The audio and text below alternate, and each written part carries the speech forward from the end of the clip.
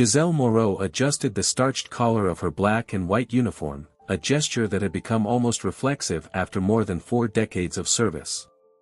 At 72, her movements were still precise and efficient as she walked the halls of the Leroy mansion in Lyon, a residence she knew better than the back of her hand. The morning sun filtered through the tall windows, casting intricate patterns on the impeccably polished marble floor. Giselle paused for a moment, allowing herself a brief smile as she admired the shine of the floor. It was a testament to her hard work and dedication. "Madame Giselle." A young and lively voice echoed through the corridor. It was Juliette, the youngest granddaughter of the Leroys, an 8-year-old girl with golden curls and bright eyes. "Good morning, Mademoiselle Juliette," Giselle replied with a warm smile. "Awake so early?" Juliette ran to the housekeeper, embracing her enthusiastically. "Yes. Mommy said you're going to teach me how to make those delicious croissants today." Giselle laughed softly, patting the girl's hair. "Ah, yes, I did promise, didn't I? Well, let's see if we can convince Chef Jacques to let us use the kitchen for a few hours." The two walked together towards the kitchen, Juliette skipping happily beside Giselle. For the housekeeper, moments like these were precious. Though not officially part of the Leroy family, her heart made no distinction. She had seen generations grow up in this house, from Henri Leroy, now the patriarch, to his children and grandchildren. In the kitchen, Chef Jacques was already at his station, preparing the family's breakfast. He raised an eyebrow as Giselle and Juliette entered. "Ah, let me guess," he said with a wry smile. "The croissant lesson, isn't it?" Giselle nodded. "If it's not too much trouble, Jacques. I promise we'll leave everything in order afterward." The chef made a magnanimous gesture with his hand. "For you, Madame Giselle, the kitchen is always open.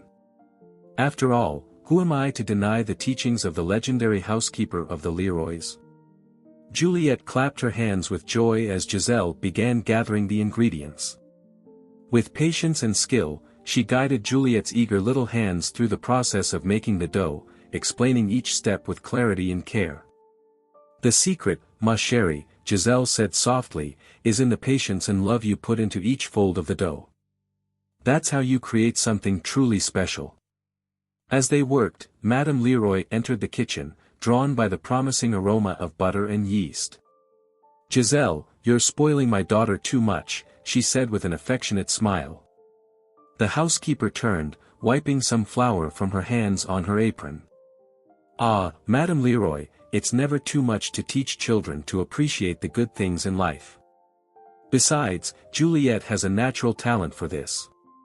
Madame Leroy approached, watching her daughter work diligently under Giselle's guidance. "You know, Giselle, sometimes I wonder how we would have managed this house all these years without you. You are truly irreplaceable." Giselle felt warmth in her chest at these words. "It's very kind of you to say that, madam. This house, this family, they are my life. I can't imagine being anywhere else." The two women exchanged a look of mutual understanding. 40 years of living together had created a bond that went beyond an employer-employee relationship.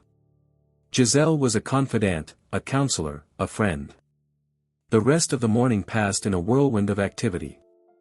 Giselle supervised the cleaning of the guest rooms, organized the menu for an important dinner next week, and even found time to help the gardener with some decisions about the layout of the winter garden. In the afternoon, while she was organizing some documents in Henri Leroy's office, he himself entered the room. "Ah, Giselle, I'm glad I found you," he said, his voice deep and laden with the weight of decades of responsibility. "I need your opinion on something." Giselle straightened up immediately. "Of course, Monsieur Leroy. How can I help?" Henri sat heavily in his leather chair, running a hand through his gray hair. "It's about the dinner next week. I'm thinking of using the Chinese porcelain service that belonged to my grandmother. What do you think?" Giselle thought for a moment before responding. "If I may, monsieur, I would suggest the Limoges service. Although the Chinese porcelain is beautiful, the Limoges has a special meaning for your family. It was a wedding gift from your parents, if I'm not mistaken. Henri looked at her with admiration. Giselle, your memory never ceases to impress me. You are absolutely right, as always. Limoges it will be. He paused, looking at the housekeeper with a soft expression. You know, Giselle, I don't know what we would do without you. You are practically part of the family. Giselle felt her eyes fill with tears but maintained her composure. It's an honor to serve this family, monsieur. It always has been, and always will be. As the sun began to set, casting golden hues over the city of Lyon, Giselle finally retired to her quarters. Sitting in her small but comfortable room, she reflected on the day. Each moment, each interaction, each task completed was a thread in the rich tapestry of her life dedicated to the Leroys. Picking up an old photograph on the bedside table, Giselle smiled at the image of a younger version of herself standing next to a child, Henri Leroy as a boy. So many years had passed, so many memories created. And yet, her loyalty and love for this family remained unwavering. With a sigh of contentment, Giselle prepared for bed, grateful for another day in the house that had become her home, serving the family that had become her own. The day dawned cold and gray in Lyon. Giselle, already awake before the sun rose, as was her custom, prepared to begin her daily tasks at the Leroy mansion. She put on her impeccable uniform and pinned her gray hair in a firm bun, **** as she descended the stairs towards the kitchen. The shrill ring of the phone broke the morning silence. Giselle hurried to answer, worried that the noise might wake the family. Leroy residence, Giselle speaking, she answered in her calm and professional voice. Mother? The voice on the other end was Marie, her only daughter, and it was filled with anguish. Mom, it's the baby, something went wrong. I'm at the hospital. Giselle's heart stopped for a moment. Marie? What happened? Are you okay?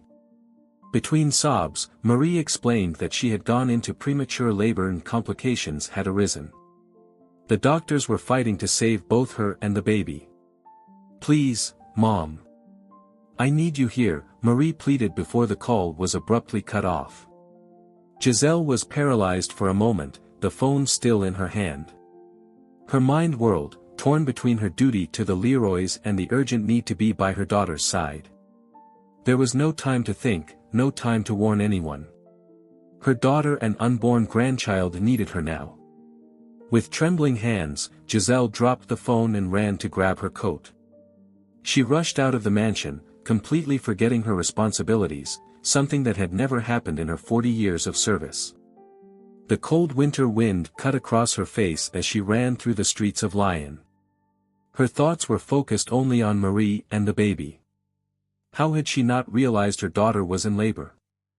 How could she have been so absorbed in her work that she didn't notice her own daughter needed her?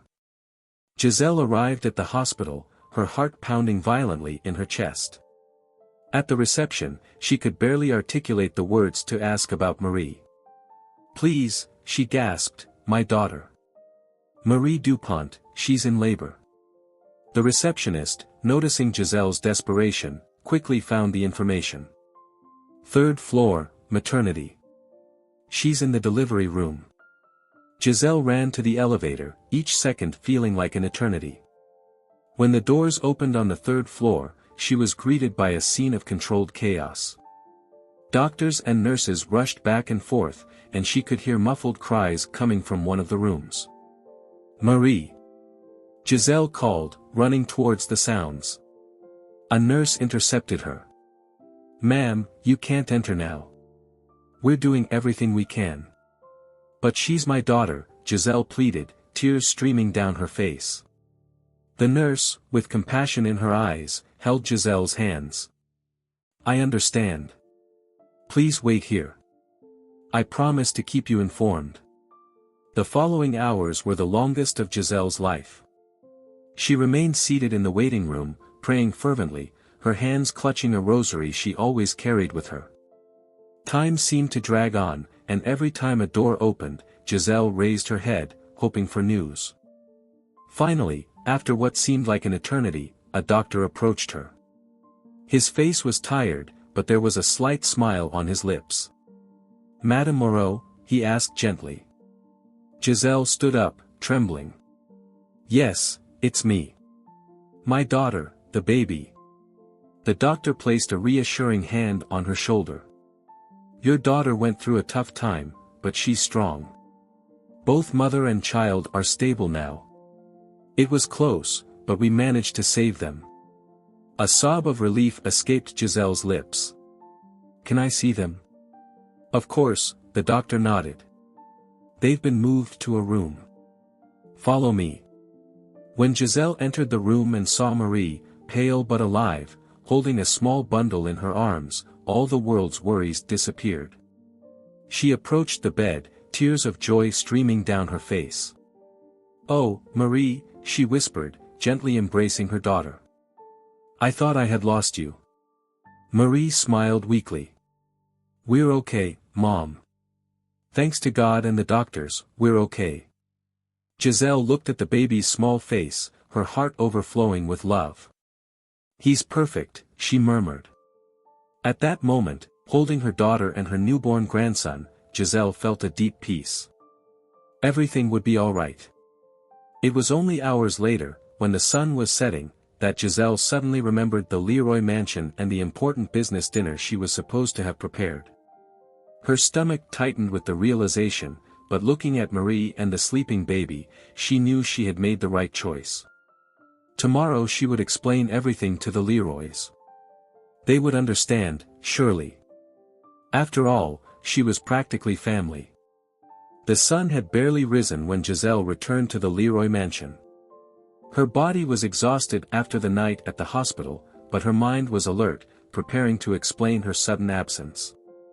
She entered quietly through the back door, hoping to speak with Madame Leroy before the rest of the house awoke. However, as soon as she stepped into the kitchen, she was met with a tense silence. Chef Jacques looked at her with a mixture of pity and apprehension. "Madame Giselle," he whispered, "Monsieur Leroy is furious. Last night's dinner was a disaster." Before Giselle could respond, Henri Leroy's thundering voice echoed down the corridor. "Giselle! Where the hell have you been?" With a heavy heart, Giselle made her way to Henry's office. She found the family patriarch standing, his face red with anger, his hands clenched into fists. "Monsieur Leroy, I can explain." Giselle began, but was immediately cut off. "Explain?" Henri roared. "Explain how you abandoned your responsibilities. How you left this house in complete chaos on the night of the most important dinner of the year." Giselle tried to maintain her composure, though her body trembled. "Monsieur, there was an emergency." "My daughter " "Your daughter?" Henri interrupted again. "And what about my family? What about my guests? Do you know how much money we lost last night because you weren't here to ensure everything ran smoothly?" The words hit Giselle like physical blows. She had never seen Henri so furious, much less with her. "The dinner was a fiasco," Henri continued, his voice laden with disdain. "The food was cold, the service was a mess, and to top it all off, my wife had to deal with everything alone because you simply disappeared." Giselle felt the tears forming in her eyes. "I'm sorry, monsieur. I should have warned you, but it was all so sudden. My daughter almost died giving birth - no more excuses." Henri shouted, slamming his fist on the table. "You betrayed our trust, Giselle. After all these years, I thought you understood the importance of your work here." At that moment, Madame Leroy entered the office, drawn by the shouting. "Henri, please, calm down. I'm sure Giselle has a good explanation." But Henri was beyond reason. "No, Elise. This is unforgivable. Giselle, you're fired. I want you out of this house by the end of the day." The words hit Giselle like a punch to the stomach. She staggered, feeling dizzy. "Monsieur, please, I have dedicated my life to this family."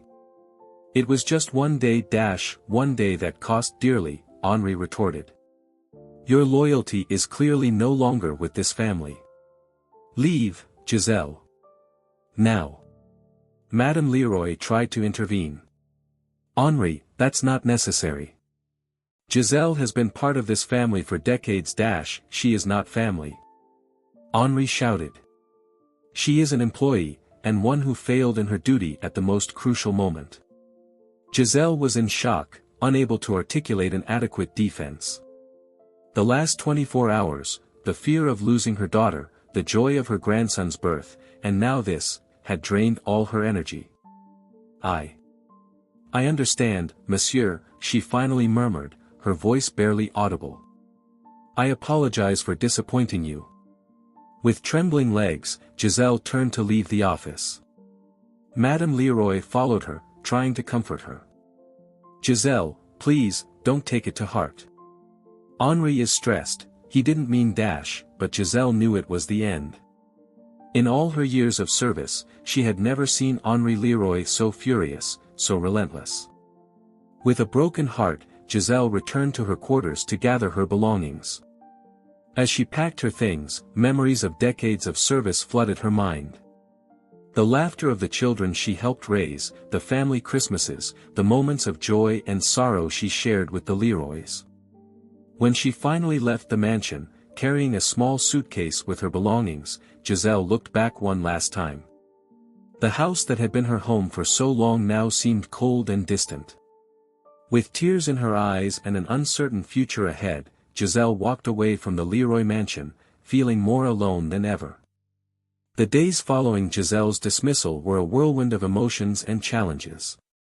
She moved temporarily to her daughter Marie's small apartment, determined to help with postpartum recovery and care for her newborn grandson, Louis. Mom, you don't have to do this, Marie weakly protested, watching Giselle prepare soup in the tiny kitchen. You should be looking for a new job. Giselle smiled sadly. My dear, you need me now. Work can wait. But the truth was that Giselle was terrified at the idea of looking for a new job. At 72, after decades working for the same family, she felt lost in the modern world. Weeks passed, and Giselle's savings quickly dwindled. The costs of diapers, baby formula, and medicine for Marie piled up. Giselle found herself using her last savings to help her daughter, neglecting her own needs. One afternoon, while rocking Louis to sleep, Giselle heard a firm knock on the door. It was the landlord, Mr. Dubois, with a grave expression on his face.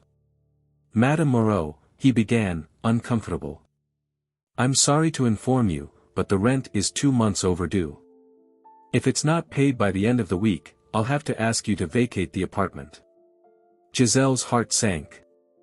She had completely forgotten about the rent for her own apartment, focused as she was on caring for Marie and Louis. Please, Mr. Dubois, she pleaded. I just need a little more time.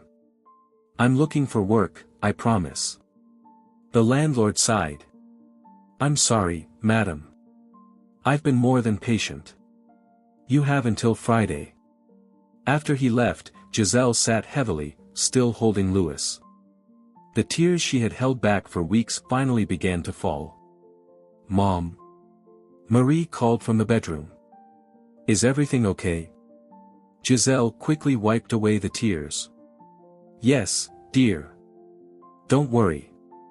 In the following days, Giselle desperately tried to find a solution.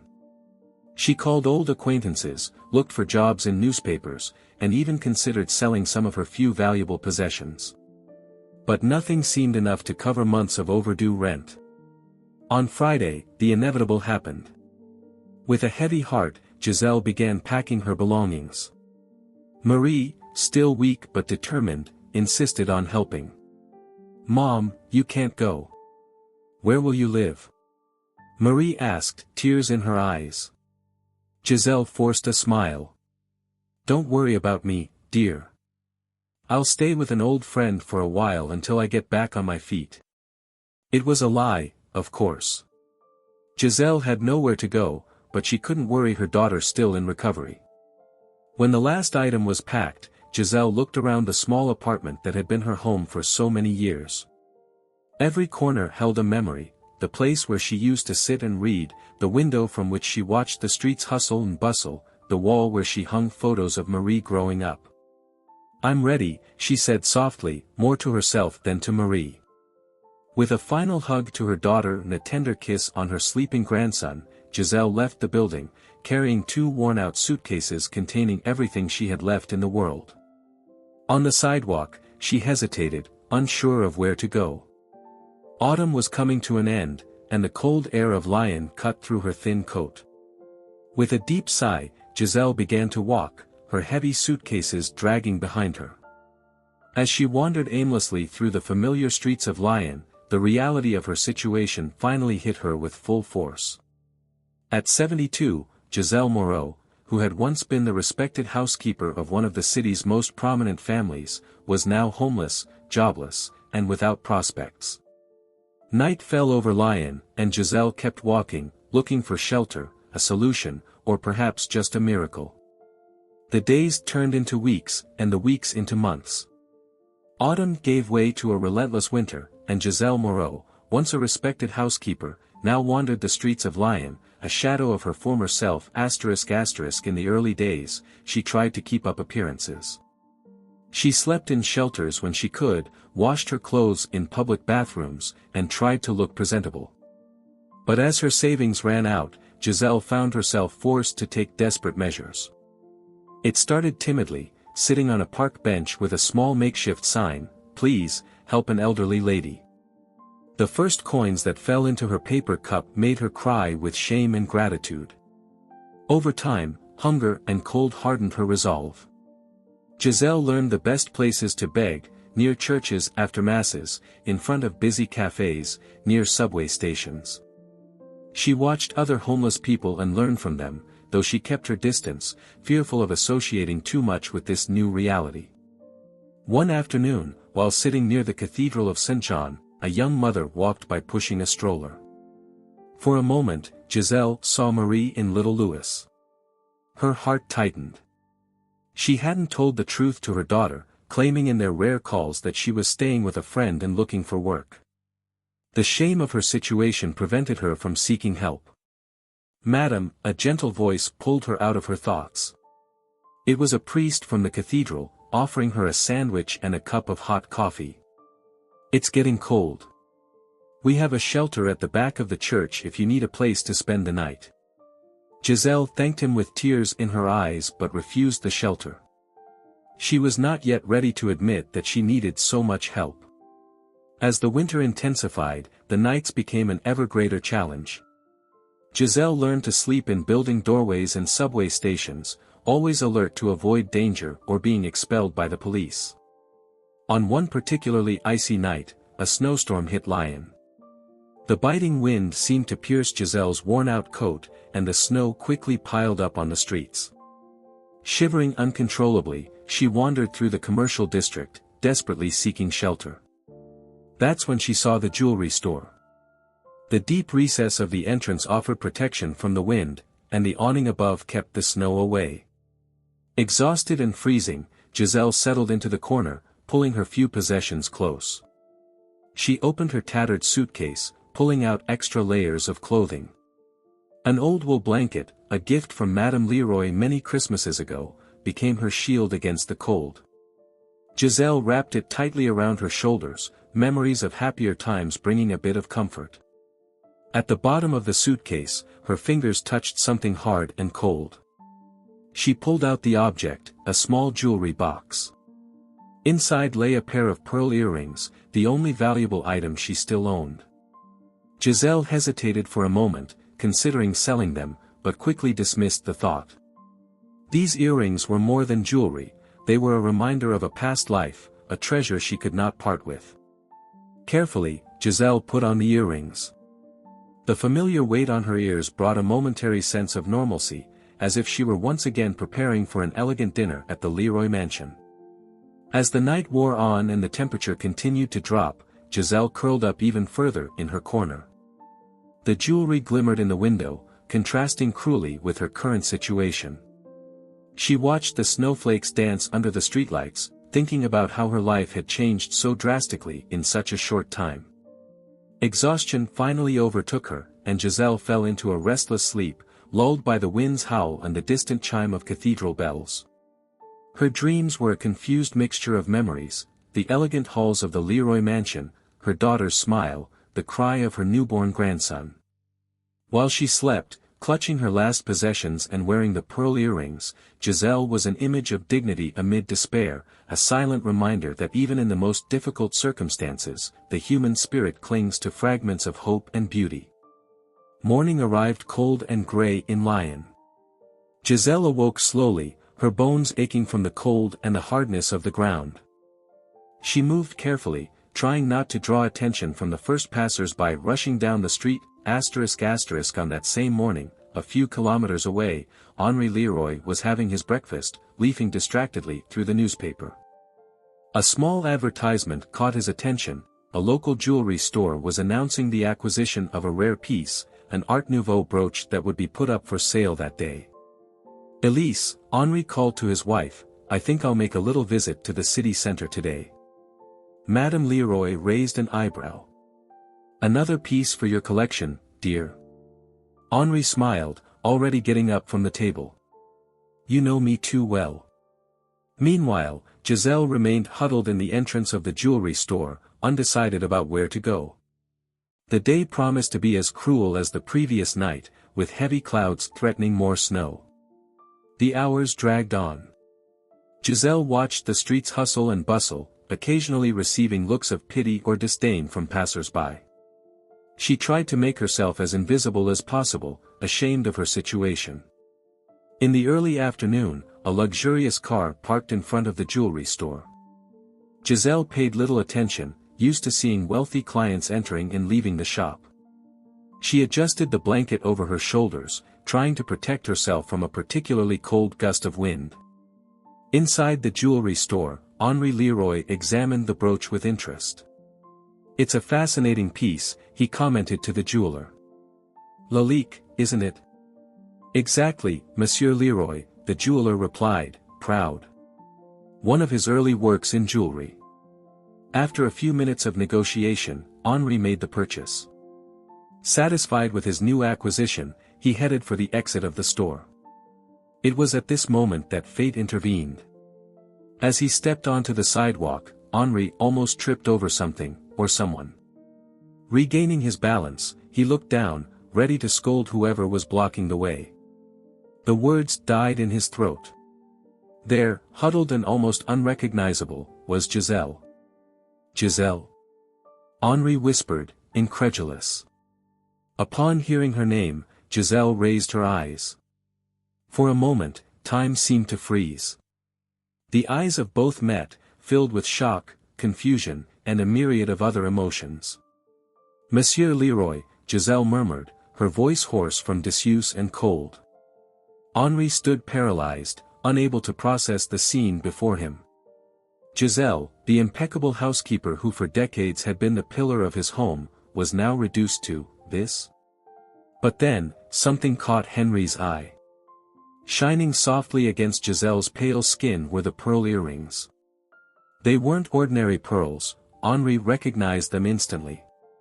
"Those earrings," he said, his voice a mix of surprise and suspicion. "Where did you get them?" Giselle touched the earrings instinctively, a protective gesture. They were a gift, monsieur." Henri's mind spun.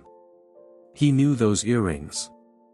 They were family heirlooms, pieces he believed had been stolen many years ago, long before Giselle began working for them. A gift? From whom? Henri demanded, his voice hardening. Giselle hesitated, her eyes filling with tears. "From your grandmother, monsieur. Madame Adèle Leroy." Henri recoiled as if struck. "Impossible. Those earrings disappeared before you even entered our lives." "No, monsieur," Giselle said softly. "There's a story behind them. A story I think you need to hear."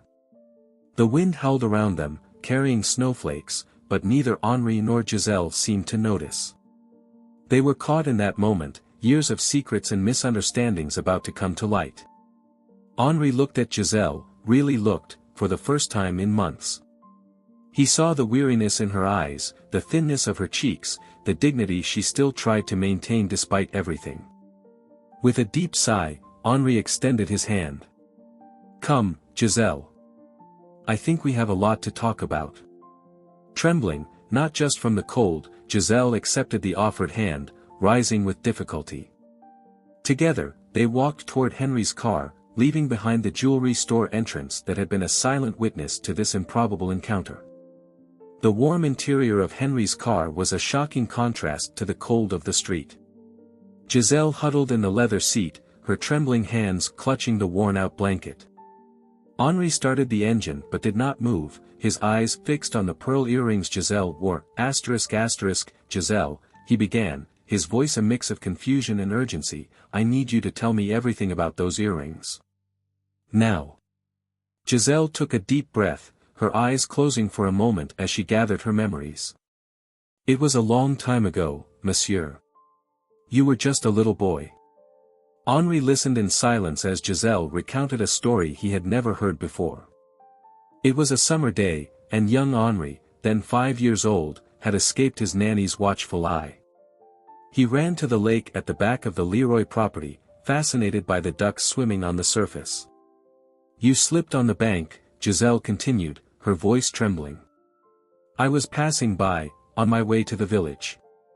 I heard your scream and ran. When I arrived, you were already drowning." Henri felt a shiver run down his spine. He had no memory of this incident. "I jumped into the water without thinking twice," Giselle said. "I managed to pull you out of the lake, but you weren't breathing. I did what I could to revive you, and thank God, it worked."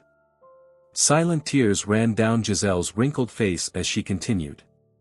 "Your grandmother, Madame Adele, saw everything from the mansion window. She ran to us, took you in her arms, and brought you inside. I stayed there, drenched and shivering." Henri was stunned. "Why did I never know about this?" Giselle shrugged slightly. "I think your parents didn't want to scare you with the memory. And for me, well, it was just what any decent person would do." "But the earrings?" Henri insisted. "Oh, yes," Giselle smiled sadly. "That night, your grandmother called me to her private room. She cried, thanked me for saving her only grandson. Then, she took these earrings from her jewelry box." Giselle touched the earrings delicately. "She told me they were family heirlooms, passed down from mother to daughter for generations.